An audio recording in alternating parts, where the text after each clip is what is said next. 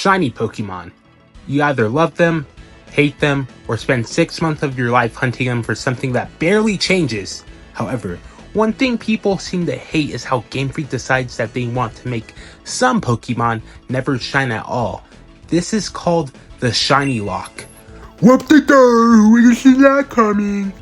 Despite popular belief, the Shiny Lock actually started in Generation 4 with Manaphy.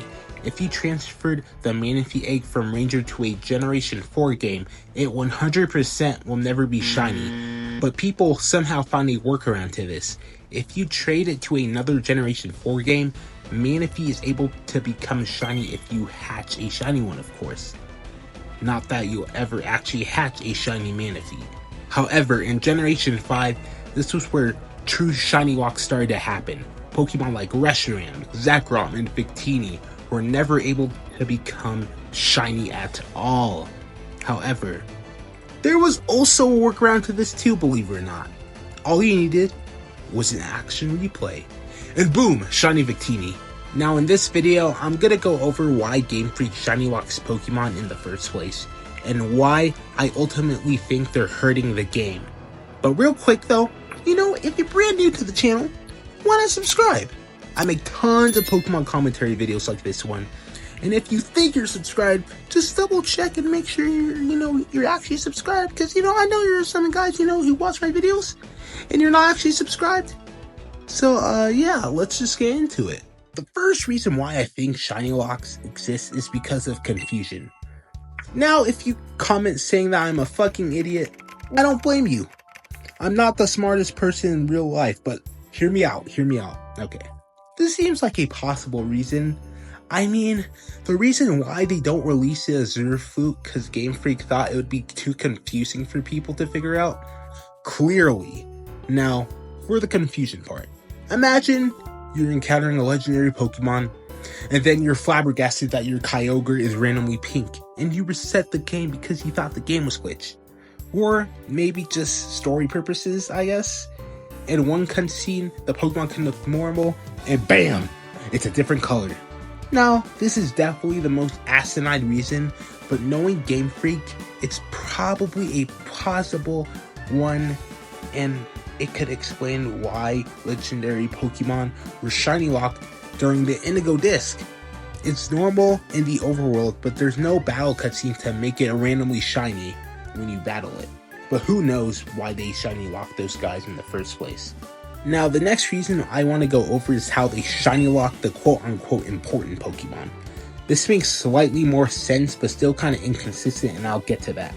This explanation explains why they shiny lock the legendaries, the starter Pokemon, the tutorial Pokemon, but it's kind of inconsistent if this is the reason. Why are the legendary birds shiny locked in Pokemon X and Y? They aren't even relevant. Why are Playful and Type Null shiny locked when they could be shiny in the game prior? But it also happens in the opposite spectrum.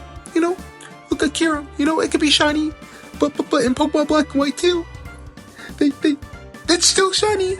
Not that it's a bad thing, of course, but can you see why it's inconsistent?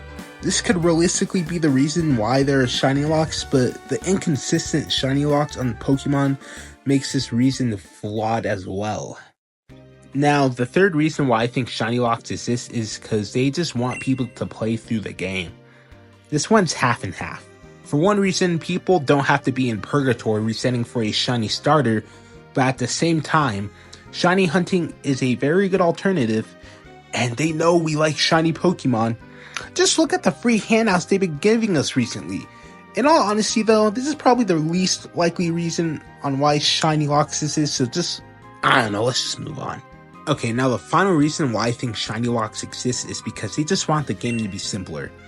Okay, hear me out again.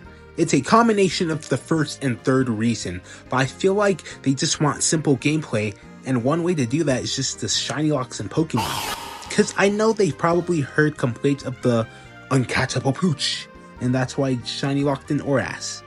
They probably did the shiny locks for more simple gameplay, and so that people can't stop progressing because they just want a different colored Pokemon. Now overall, despite there being tons of shiny locks in the game at this point, I ultimately think that they're bad for the game, and not only because it gives players less of an option to do stuff in the game, but also because of FOMO, aka fear of missing out. They take some of these shiny locked Pokemon and release the shinies via events, and some people simply can't get these Pokemon.